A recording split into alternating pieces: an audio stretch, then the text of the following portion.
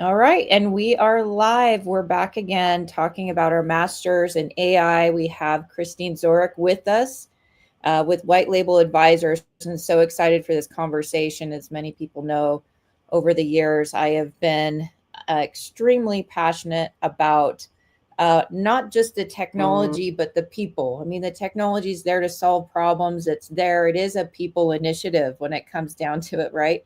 But how do we start incorporating some of these concepts? So, Christina and I have known each other for, it seems it's probably been years, but really didn't really connect, I think, until this last fall at an AI conference and started digging in. And I have to say, Christine is a techie. I had no idea as we got talking, just how much of a background and experience you have and an interest in the technology side and then also the people aspect of it. I'm like, this would be great to be able to share your knowledge and experience here as we start to go through these transformations. It is a people and a mindset transformation that we're going through. The AI is initiating. It is the way Right. I would look at it. So thank you for being here today, first of Well, all.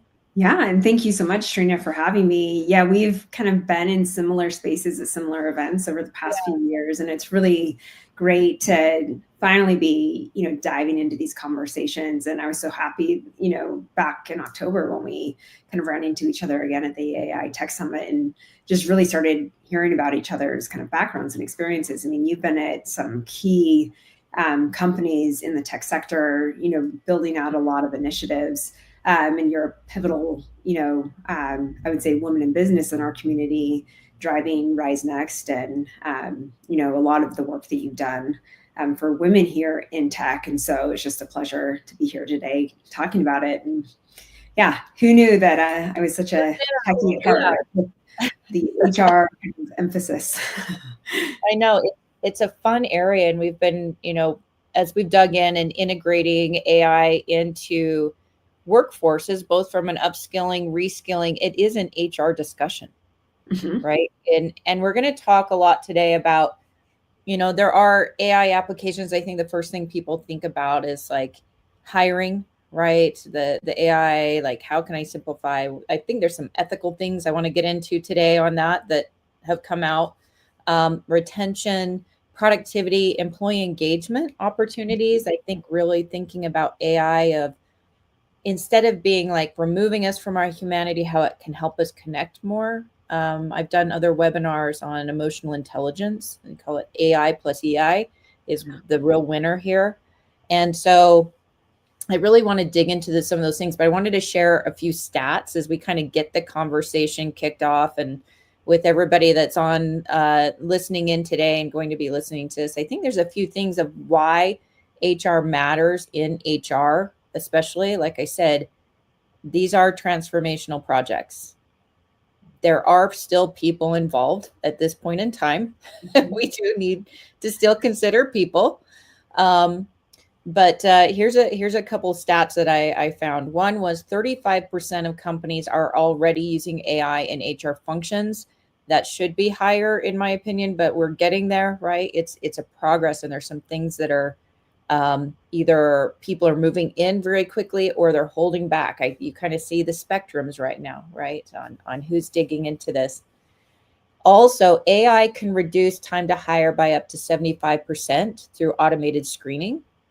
That's the one where I kind of have some I have both sides of the spectrum on this that I want to discuss with you and get your thoughts about. But the last one I'll share is that companies using AI driven HR tools are seeing a 20% improvement in employee engagement. Mhm. Not just productivity here, right? Like we're seeing an improvement in some of those things. That's from Deloitte as well. So there's these three things we usually hear about: efficiency, scalability, productivity, right? Those are usually the reasons why you pull in AI. So what I would like to start with is maybe what do you think are some of the reasons or some of the things that you see are the quickest wins that you see in the HR space for AI? What have you seen out there? Well, I think you've, called it out already in the recruiting and talent acquisition vertical within HR, because we need to look at HR is the business within the business. And so that recruiting or talent acquisition function, or hopefully talent attraction, right? Hopefully we're attracting the right talent that we need and want. That's really a sales process, but there's a ton of data mining involved. And so I really believe that AI is humanizing the process through in recruiting, because if you think about the manual requirements of humans to give enough time and deference to each resume coming in. I mean, statistically, this statistic is held for years that a hiring manager or the corporate recruiter has 7 seconds to essentially make a determination on that resume that they're looking at to throw it in or out. And AI can go layers deep and really humanize that process. So it's not only giving 7 seconds, right, of human time to that review, but also I think, the little kind of known or thought of area of HR is that it very much is a call center. As the business within the business, it's serving the internal customer. And our employees or our internal customers have a lot of questions because we're providing benefits, compensation. We'll talk about performance and performance management, how that really is a positive. There's so many questions from our internal customers that there's actually a really cool application called Whisk. And Whisk, through its ML and LLM, has designed technology that integrates within organizations, benefits, carrier feeds, also the HRIS platform, and can take a question from an employee, say they're expecting a newborn, and they have questions, right, about leave. They have questions about adding the, what's the process I need to go through? What are the steps, right? Yeah. And that platform can learn that HR departments or that organization's kind of vernacular, and their approach to hospitality. They program that. That program learns that organization, and then it can carry that employee in a very hospitality oriented way. It feels like a concierge service from getting the initial information all the way to actually informing the benefit carrier when that newborn has arrived, so that they can be added to the plan. And that's just an amazing enhancement for HR departments, because they're so bogged down in the service side that they're not able to strategically plan and align to those organizational initiatives as much in the past. Yeah. Well, and what's interesting, what you're saying is it's not just the HR departments that benefit, right? But the service that's provided, so I don't have to go back and say, hey, I just had a newborn, add it to my, it's taking that off the employee as well. And it's just streamlining that service and making sure it's all followed through on. I think there is not a process I haven't found where there's not opportunity to integrate AI. Yes. Like it's I agree. A little overwhelming, right? But I think it's finding the right solutions. One of the biggest things, I'm glad you're bringing up very specific applications of this or platforms. We implement very specific platforms for agentic AI, whether it's customer service, sales, now HR, right? Of those frontline support agents, right? That can really provide that. I like the term concierge service. I think that's a great way to look at it. Like we're improving our engagement with our clients, with our prospects, with our employees, right? How do we connect better and provide a better service? I think that's great. So we talked a little bit about the servicing existing employees. I want to talk a little bit on the pipeline, the recruitment pipeline side of it. There's been a lot in the news over the years as AI came in on the scene, and we've seen a lot of challenges where AI has been poorly implemented or poorly designed or poorly trained, especially when it comes to biases, right? Of taking the existing biases we already have, we know are there, and then designing those into our tools. What are the things you have seen companies need to be aware of when implementing those type of processes, and the risks that are out there? How do you mitigate those? Sure. From a business perspective, it always comes down to the contract. And so when I've negotiated enterprise level contracts within HR tech, it's setting clear expectations up front and what the standards of your organization are. And this is where I think the board really comes into play through AI governance and what that organization should be aligning to on the ethics and governance side. Because as a head of HR or CTO, whatever that is, you can align to the governance and ethics protocols that the board is setting and bring that to those conversations when you're negotiating these AI contracts for your organization. And I think being very clear that you expect, a very kind of gender neutral AI algorithm. And, the risks are, unfortunately, there are some AI algorithms that, just through even the large language models and training, they're still kind of giving deference to males. Yes. And so I would always bring those questions to the table. And typically, beyond kind of the sales team that, is interacting with potential new clients, I always ask to have whoever the highest person is on the technology side join those meetings too, because I want to be able to ask them those questions and hear from them, the expert, how they have mitigated those risks. Yeah. And then I think just, again, outlining those expectations within those initial contractual conversations, and then ensuring that either you or your legal team is reviewing those contracts when they come in. I've been through 5 red line revisions on enterprise contracts before, and it takes time. But I think for something this important, not only through because of the employee experience, but also hopefully this is a long-term partner. We know we talked about this. AI tech is changing at a rate of every 6 months. Yeah. And so, how can you hopefully keep an AI partner long-term and strategically design in these evolutions? Part of it. Yeah. And, and so there's a lot of patience in that, but understanding what your needs are up front and then being able to clearly set those expectations. So you mentioned the board and the importance of the board being part of this. And I don't think this comes up very often. I'm really glad that you've introduced this idea of it doesn't start at the IT team. Right. It doesn't start even the HR.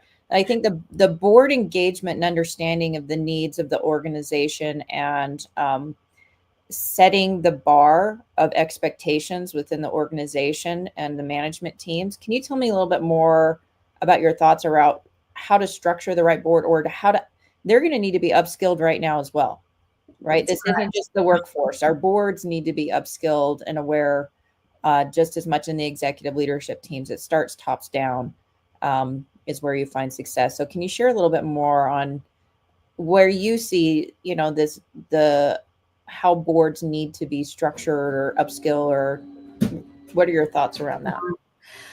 What we know today, and this is based on a NASDAQ global governance pulse report at the end of 2024, is that 81% of our boards are over 50 years old.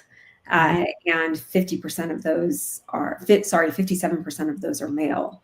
So when we're looking at demographics, I think that's important to call out because we have multi-generational workforces now. And AI, can be maybe incorrectly kind of assumed that it's for, these younger generations. And so with boards and the way that they should be structured, or how they can be leading their organizations through AI initiatives, it's one, understanding this is a real and present day kind of issue and concern.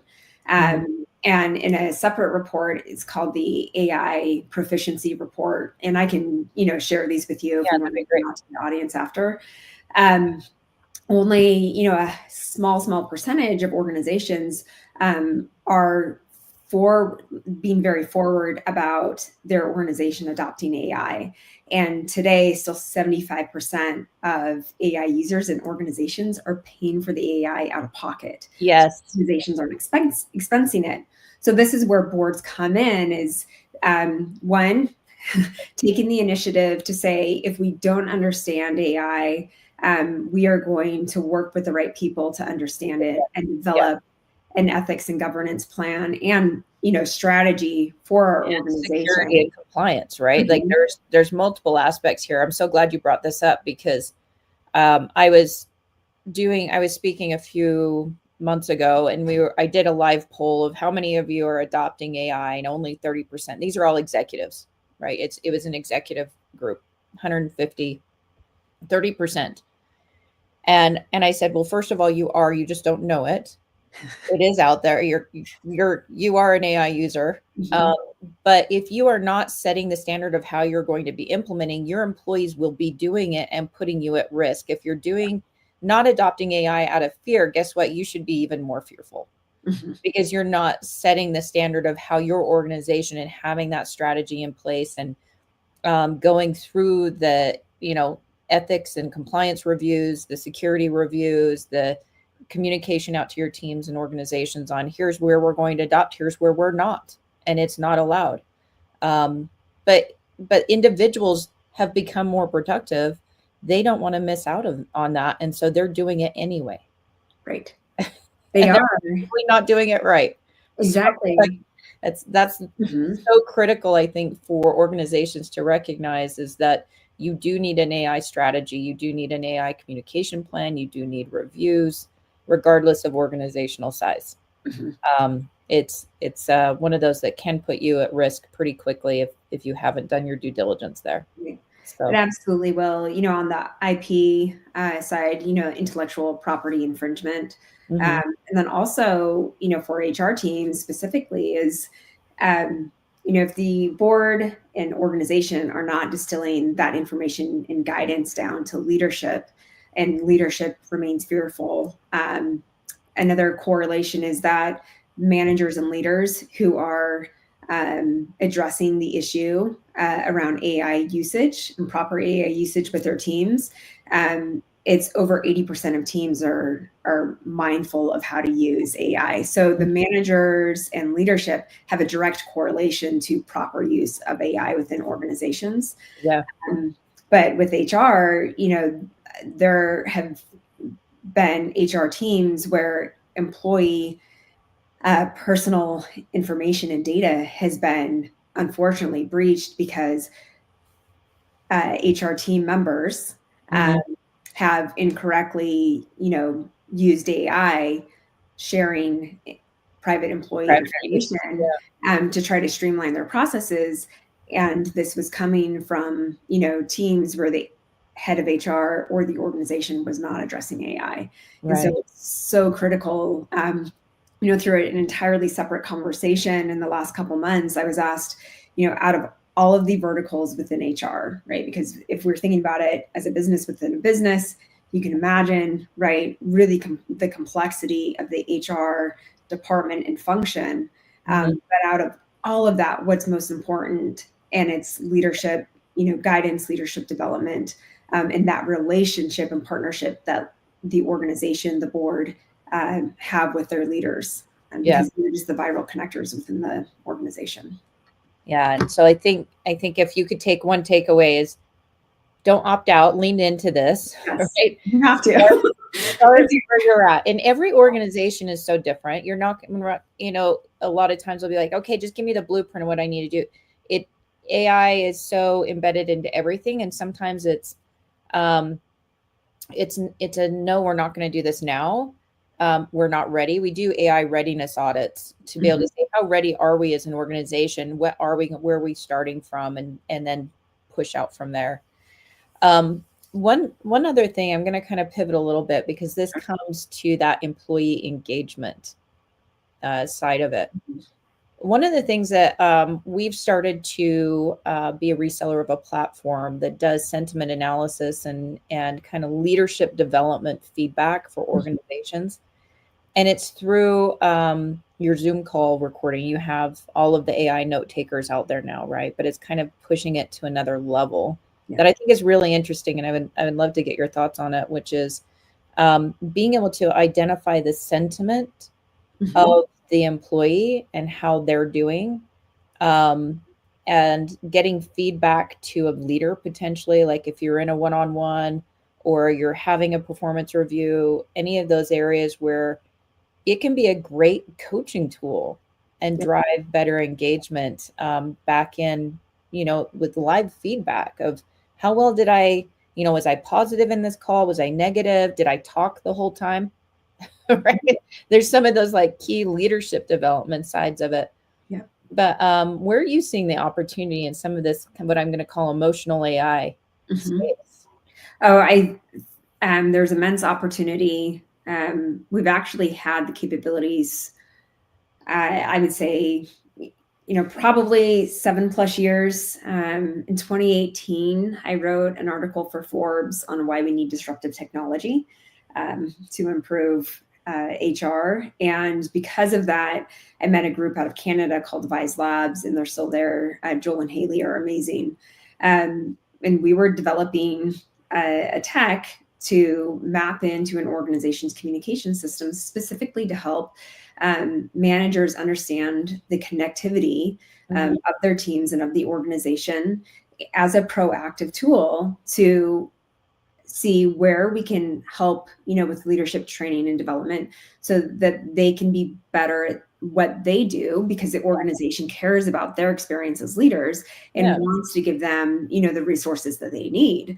And it was really interesting because, this was 2018, 2019, and we were meeting with some, very well-known enterprise organizations, and it was held up in legal, and everyone was scared about, employees thinking that this was Big Brother, and that wasn't it at all. And we know that, the number one kind of retention factor is the employee's relationship with their direct manager. Right. And that manager is somebody that cares about them and knows how to motivate.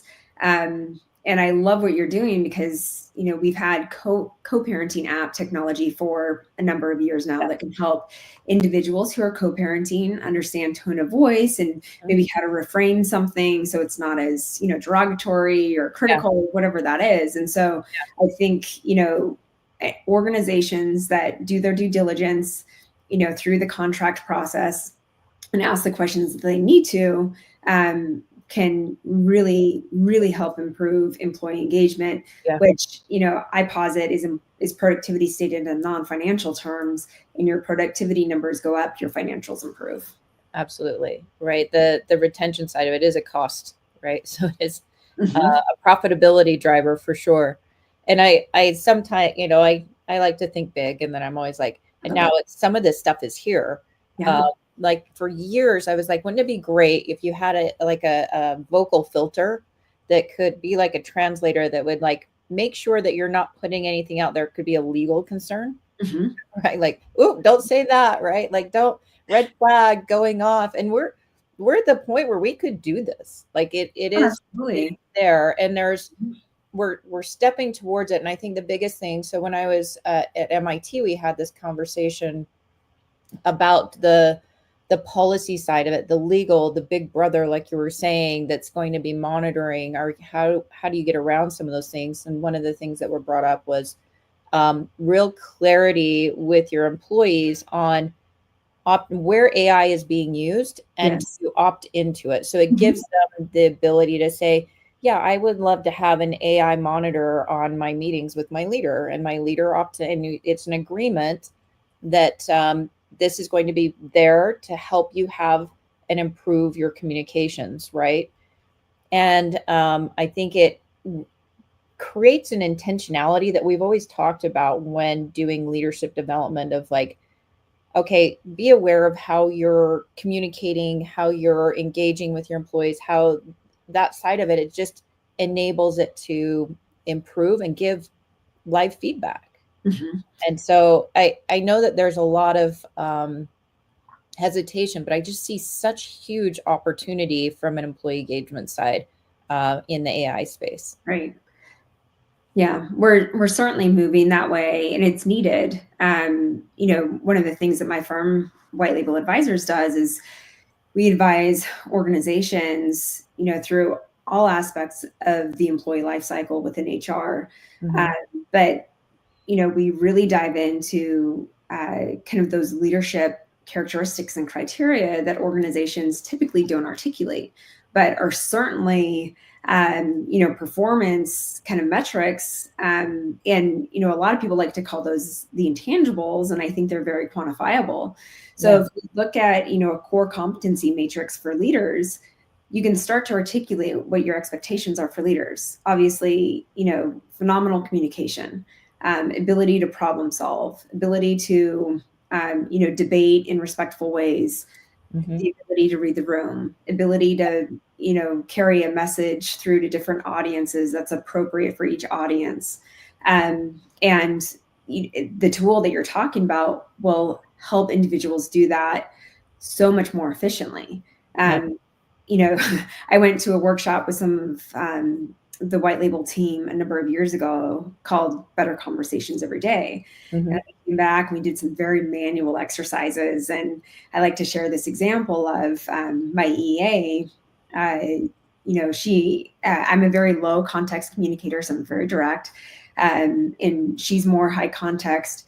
And as we were talking about things, she knew I was very clear and very direct, but some of the phraseology that I was using just didn't sit well with her. And so I learned that other phrases I could use that would be more helpful to her and have the same impact that I was seeking to have. But that was such a manual process. I think it took us 60 days, where I think if, adopting technology like you're supporting, we can, integrate, it can just integrate into our communications and already learn us. Where we probably won't have to input too much, right? As far as like an intake or an implementation, it's going to really change the game for a lot of teams. I couldn't agree more. And we're already seeing it with the implementations that we have going out, as far as customizing it to what the, vision, mission, and values are of the organization. So it can be customized to what do we want to be our internal culture focus, and ensure that our leaders are supporting and valuing. And it's fun to see kind of like, oh, I didn't catch, like, it's those real-time feedback that we haven't been able to do before.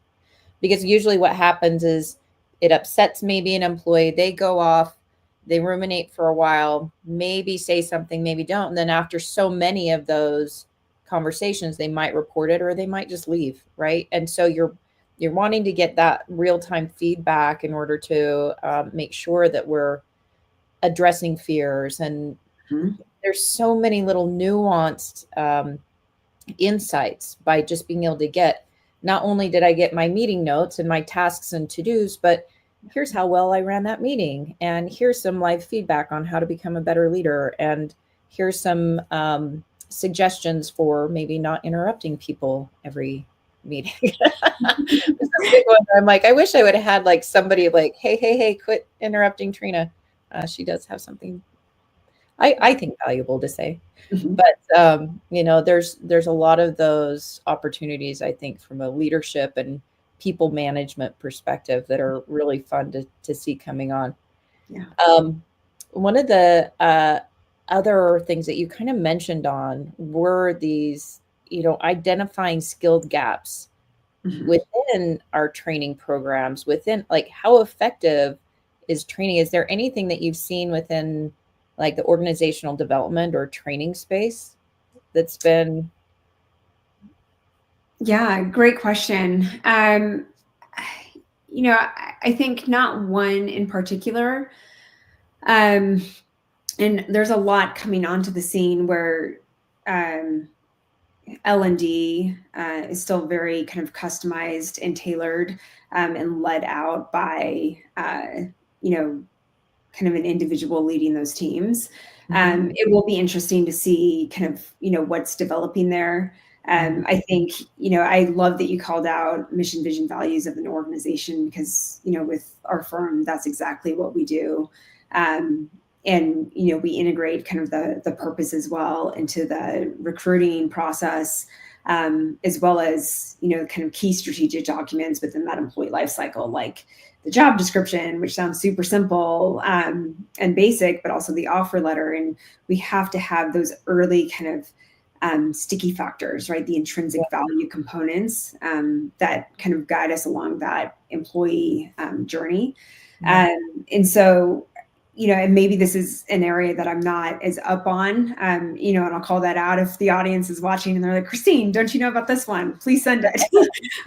But, to date, what I have seen is there's still a lot of L&D that's fairly customizable. There's some really good groups, that do that. Obviously, firms like mine, we kind of tailor some really great, trainings, for our clients. But I'll keep eyes on that too. And if we get outreach from the audience afterwards, I'll. Do you use any AI to create content now? Oh, absolutely. I think that's the biggest thing, right? Just from a content creation and being able to put in like, here's what we're trying to do, and here's our mission, incorporate these concepts and thoughts. Like it just is so much faster to be able to develop and put out new content and new training all the time. And then how to deploy it in an effective way, and like give me the project plans. Like there's just so many different ways to be able to utilize it for upskilling, reskilling, and helping with this transformation we're all going through. Right. And I think what is helpful to know is that with a lot of these AI tools that help curate content, is it's basing it off of your the content that you've already developed. And so, it's generative AI in that you can load a lot of your, very organically created content into it, and it will build off of that with data and, other knowledge that's available now. Yeah. And just tailoring to your organization. I think for most, everybody knows, Gen AI, they know how to use the chatbot, but not realizing that you can create custom LLMs just for very specific functions within your organization. Right. And those can be tailored. You do need to consider privacy and bias, some of those things as you get those set up. And that's some of what we've been doing, whether it's a privatized LLM, if there is a security, especially in the HR space, right? You have some of these areas that are highly sensitive and need to make sure that you're addressing those risks. And we've been helping with some of those. But I think that the key thing here is to be able to work through. Those can be worked through rather than avoiding and really leaning in, just a couple. I'm going to read off a couple of examples, especially in like the recruitment space. There's a few of those out there.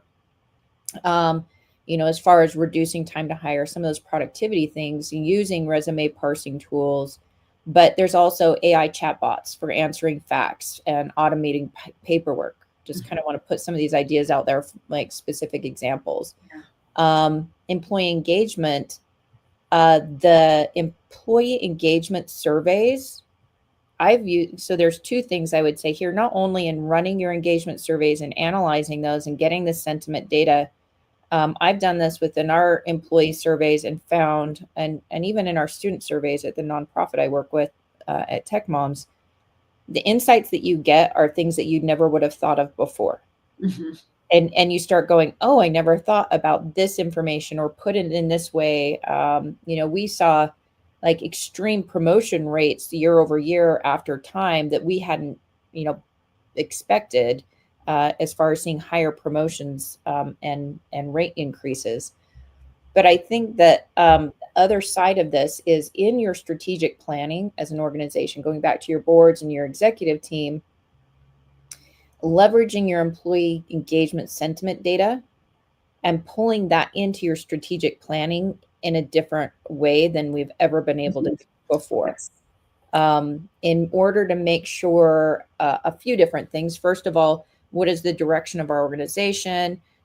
What are the things we need to consider?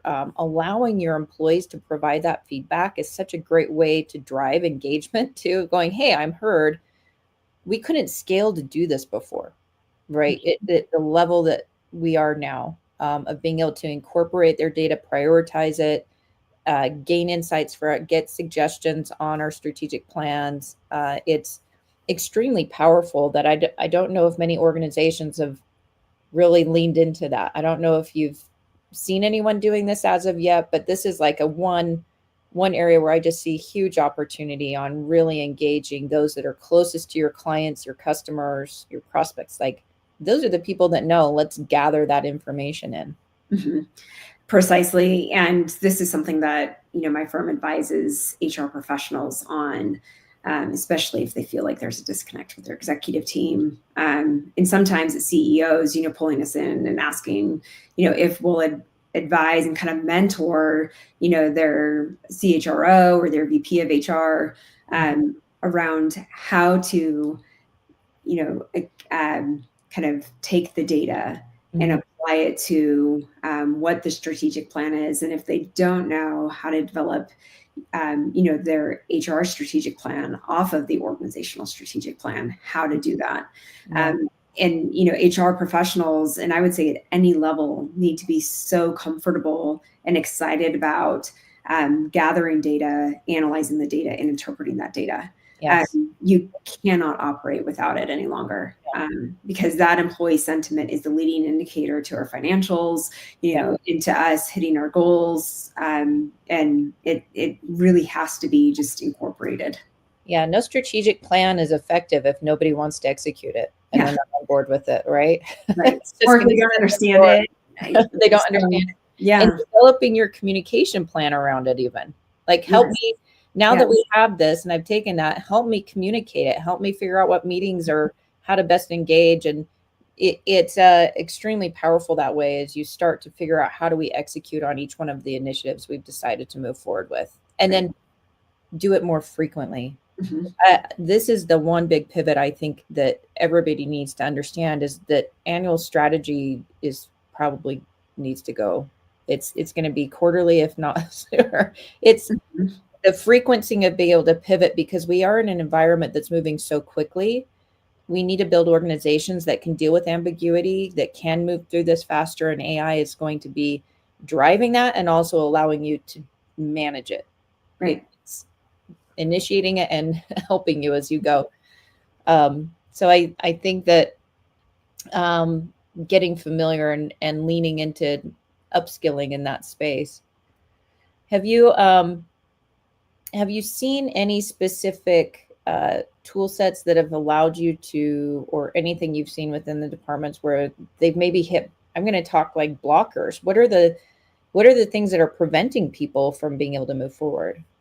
Well, one you've called out is fear. And then two, I would say probably lack of information, or, trusted sources of information. And, I'm excited for kind of what we talked about and, some of these reports that we've referenced because they're really great, trusted sources to look at.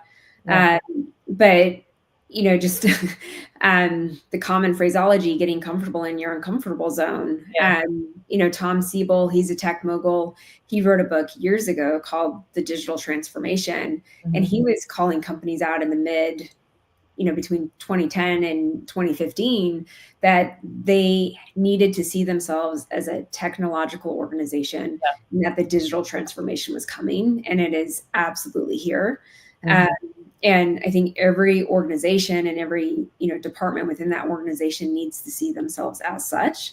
And it's the basic upskilling and kind of having that personal accountability for it. Go take your prompt engineering courses. Be talking to people regularly in your network and outside of your network about what AI tools they're using. I love that you shared, even with those employee sentiment analyses, that the data is giving you so many new perspectives. And we really have to stay abreast of those new perspectives.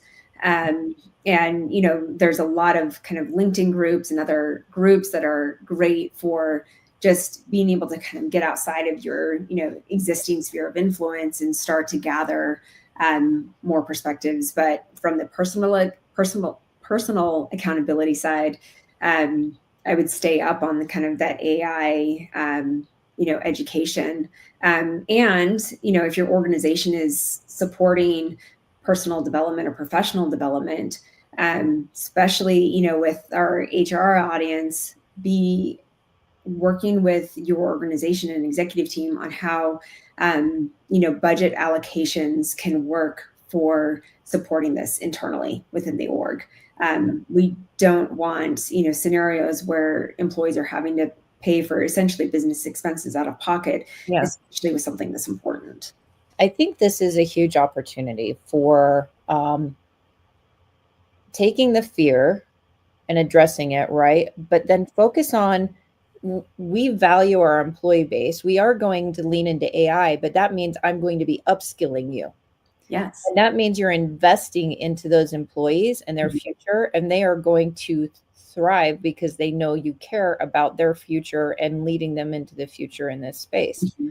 I think where the fear comes is if nobody's saying anything, I'm afraid to use AI because my job might be gone, rather than, you know what, you've been doing this role.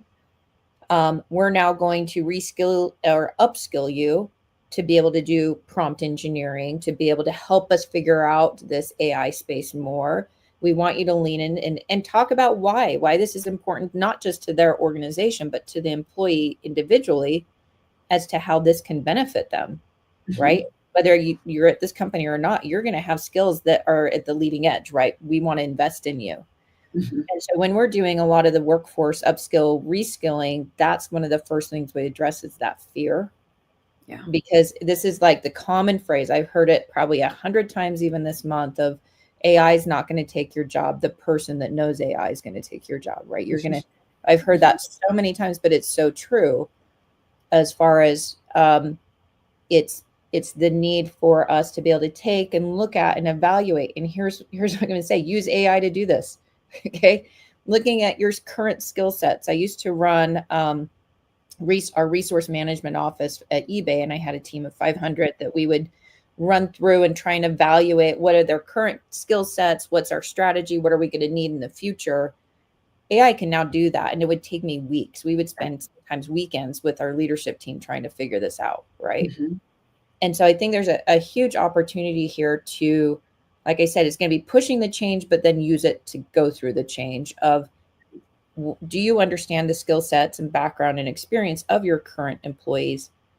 Where could we reposition, considering this is where we're going to go? And it's going to solve the fear. It's going to help push you into the future of AI. It's going to help people understand how to leverage it within their workplace. And the other key thing is, it's going to help you identify the gaps, because once they understand AI, guess what? They're going to have ideas. And so you want to have that idea pipeline coming back. And that's where AI really brings the humanity back into, I would say, what the work experience is, because, we see so much distrust and a lot of kind of pushback around the institution right now. And the younger generations are really challenging kind of the institutional, kind of mindset. And if we think about, okay, AI, from the 30,000 foot view across, the last couple centuries, as we've developed and evolved with technology, the same thing is happening here, right? We're just finding efficiencies, we're streamlining so that humans can do more thinking, more creative, invest more creative effort, and have greater contribution within an organization. Yeah. And I think the biggest concern really is, how do we as humans now kind of deal with and process all of the information coming to us? Yeah. And the overwhelm, or the burnout, right now, right, it causes people to just stop, because it's like, oh, I can't emotionally take anymore. I deal with this myself, but it's also my job to help people get through that. But trying to figure out how to make sure everybody has the awareness of the opportunities. I think it's flipping it into from fear to opportunity. Yeah. The key. And saying, hey, we want you to be part of us figuring this out. We don't have all the answers, but we want to hear your voice. We want to upskill you in it. We want you to get your feedback and create organizations that lean into this, right? As they go through those transformations. I do, you mentioned earlier, digital transformation. Mhm. It's the exact same thing. Right. It's not, it is still tech, it is still a tool, Mhm. right? And I think we've made it into this very ambiguous thing that we don't understand, and there is a lot to learn. Um, but it is an enabler to be able to solve problems and to solve it Absolutely. faster. Mhm. And helping your organizations understand that this isn't here to replace you, because that's a lot of the talk out there. This is to enable you. Mhm. I think if they hear And that, for you, yeah, right? it's uh, a co-partner in your role going forward, and then it might open up doors to new roles. Mhm. In at Tech Moms, we always say tech jobs are mom jobs, but every job's a tech job at this point. There is no non-tech job. So don't think that your job's not technical. It is. And the more you can pick up some of these concepts, the other thing I would say is you're not going to be requiring to learn Python and do, you know what I mean? Like there's this mindset shift that I think we need to go through. And I see with the organizations I work with where it's not outside of your comfort zone. Once you actually get in, you're like, oh, this is all it is. Like this wasn't that big a deal. Like, why did I overthink it? Because I assumed AI was tech. It's not. It's a people initiative. It's a tool. And so I think getting into the mindset shift of like, okay, how can I got to do this. Ask the question, how can I get AI to do it for me? Yeah. That Yeah. is, And you can ask your AI, right, how to get comfortable with it. I mean, it give seems me a little some silly, but pointers. you could. Yeah. I love Perplexity, and Perplexity, there's a free version that still protects, your AI. It's not just putting it out and, Yeah. kind of the world of things and the Internet of Things. Like it does protect your information in your personal space. Mhm. Ask Perplexity what you should do. I know I wanted to touch a little bit on this, on the upskilling, and what are some practical steps that like HR professionals or anyone that's listening today, how to start upskilling in this space. For me, because that's what we do. You can always reach out to Rise Next. We can help you with that. But are there any other recommended resources that you've leveraged or you've seen teams leveraging that can help in, you know, getting certified, or tools that you've used as you've Great gone through your question. own journey? Yeah, I really like Coursera, and I was at a directors and officers conference in December, and they had some really phenomenal speakers from NACD there, Mhm. and they were recommending, a prompt engineering course through Vanderbilt. So I jumped into Coursera, did a deep dive there. Mhm. There's fantastic courses. I haven't used anything on LinkedIn Learning yet, but I know LinkedIn Learning is another great resource. Yeah. And for those HR teams, I would kind of look at the partnerships that you already have with some of these organizations, especially if kind of their virtual learning centers. Find out what they're doing, and how they're leading the kind of AI upskilling and learning initiatives. There's a lot of HRIS platforms that do stay up on those trends. Uh, Mhm. UKG is one of them. And so I know that within kind of their, learning tools that are proprietary, to those platforms, that they will have those as well. One other mention for HR teams is that not only does HR itself need to upskill, and get comfortable and understand what it can provide to the broader organization as an HR service, but also HR is now becoming a key contributor in the organization because it's not only concerned about its own upskilling, but the organization's upskilling. Right. And especially for firms where their entire model could be disrupted because of AI efficiencies, Yeah. streamlining processes. If we think about accounting and bookkeeping, those firms, I think, really need to be on the cutting edge of how that technology is impacting their actual service and how they stay strategically aligned, Yeah. so they're not essentially becoming obsolete by way of a service. Um, Absolutely. And so I think, you know, heads of HR should really be partnering with CTOs and CIOs in their organization. And that's a new key partnership that I believe AI has really kind of Yeah. probably. It should have been there before, honestly. Like the CTO or your CIO should have been at the executive table from the very beginning, because they're the ones that can solve the technology problems, right? Like, oh, we want to do this. Okay, here's the technologies that now would support that. But I think this is even more critical now, because and both the HR and the technology side working together to figure out, okay, how are we going to partner and implement? Because AI or not, 30 years of doing enterprise deployments and implementations, I can tell you the one thing that's going to kill an initiative, the technology might be absolutely amazing, but if you don't get user adoption on that, or you don't get it used correctly, it will fail. And billions, probably trillions of dollars lost at this point because of not bringing people along the journey. And so really it does. That's why I always keep coming back to AI as a people initiative. Yeah. People still need to use it. They need to understand how it's being used. They need to understand the direction of where AI and the strategy for their organization is going to be moving forward. And it really does require these key partnerships across the executive team to be able to make sure it's designed and implemented properly, right? And a aligned messaging across the organization as to what this means, so that people can say, oh, this is why we're doing AI. Here's how it applies to me. Yeah, and exactly. Stream that. So many things to talk about here, and we're running out of time.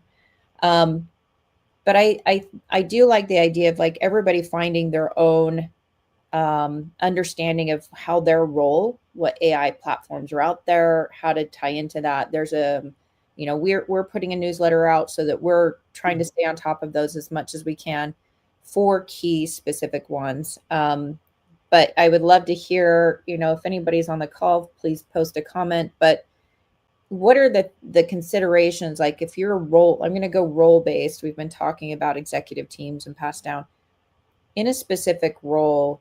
Not just doing like a general prompt engineering or anything. Is there anything like, how do you find the tools that you find are most valuable to you? And just to clarify, are you asking me or the audience at this point? I'm going to ask you. Okay. I don't have a direct connection with the audience. I haven't seen any comments as of yet. Well, I read a lot. And anyone who's close to me knows that my house is filled with books.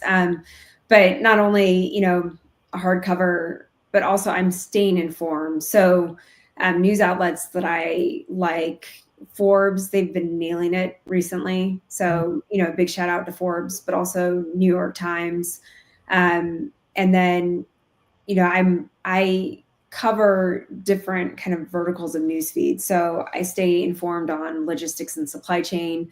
I'm always watching kind of finance and the economy. And then I just try to keep a pulse also on global news. And that helps give me kind of a rounded, or I guess a full picture. And through that and just staying on top of kind of, different news feeds, I would say that way I have the pulse to know, okay, where are things leaning? And impact go. I think we talked about MIT, a lot of the universities have great kind of free content of courses online. It's not very well known. I don't think, their marketing teams are promoting that, obviously, right? If it's not revenue generating. But there are, free courses online that if you're very budget conscious, I know MIT has a database, as well as some of the other colleges.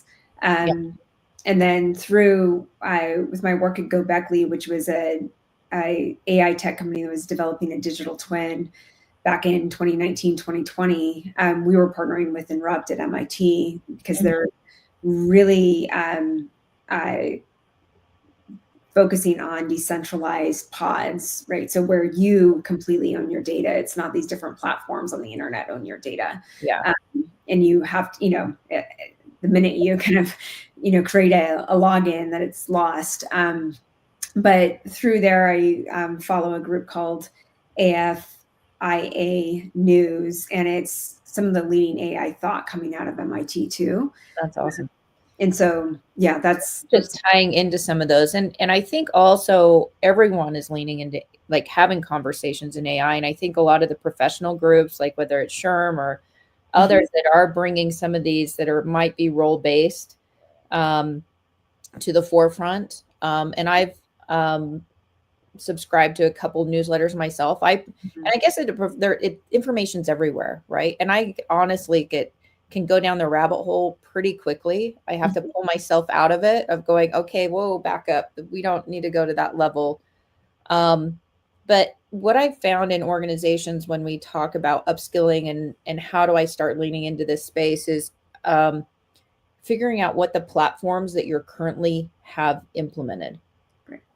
If you are on Salesforce, right, getting into Agentforce, learning AI there. If you're on to different HR tools, what are the AI options that they might be providing within an existing platform or tool set? Just look at the tools you already have and figure out where you can find opportunity to leverage those and then, upskill your organization on them. I think that a lot of just enterprise platforms are already like take advantage of them as much as you can, whether you've got Microsoft and you're using Copilot or Google and Gemini, just start where you're at, really getting to more of the technical implementations, like I said, that we do for, AI agents or, sentiment analysis and some of those live leadership development platforms. And then also one thing that we've done is we realize as you go in and you start getting down the AI space, it may not be perfectly relevant for what you do. And so you have to customize your process flows, but you want to leverage AI. So we use another platform that allows you to tie your systems together and leverage AI in it. And so it's kind of taking, like I said, like an AI audit that we do of like, where are you at today? Okay, where's the biggest priority? I would write down, what do you do every day? Prioritize where you're spending the most time and see where you want to focus. It'll give you that focus and keep you from going down the rabbit holes. That's just kind of my little tip and trick right now before we wrap up. Yeah, that's great guidance. So before we do, I just want to thank you for being here. Is there anything specific, like how do people get a hold of you? What do you have coming up and on the scene that people can get involved in? Yeah, excited to share. So first, thank you so much for having me, Trina. It's always an enlightening discussion and conversation. I learn so much every time. To get a hold of me, I'm on LinkedIn. Just find me by my name, Christine Zorick. The last name does start with a W. You can also email me. It's Christine@whitelabeladvisors.com. You can go to our website, White Label Advisors, as well. And then what we have coming up, I'm excited. I am speaking at a closed event later this month on AI and human connection, and really kind of that linkage over to, enhancing leadership strengths and developing those. And then later on, it will be the end of Q3 or beginning of Q4. We're still getting some of the logistics worked out, but White Label Advisors will be hosting an event around this conversation of AI enhancing human connectivity and the impact to humans with AI with some specialists there. It will be very, very interesting. So we look forward to kind of bringing that and sharing that with our community. Love it. And thank you so much for all that you're doing there. So get a hold of Christine. And then if you have any questions on AI integration, AI strategy, workforce upskilling, please get a hold of us at risenext.ai. We also have another webinar tomorrow. So if you want to join in again, we've had some, we're crunching in a couple of them this week as we kick off the new year. We'll be with Roy Vela with AI Collabs. And excited for that event tomorrow. And you can also join our newsletter so you can see when our events are coming and what we have. We have a lot of live events we're doing. We're doing webinars. We're just trying to get more awareness of the opportunities that are out there in AI. So please subscribe and we'll continue these conversations. There's so much fun opportunities out there. So thanks again, Christine. We'll let everybody get back to their day, and we'll talk to you all soon. Thank you. Take care.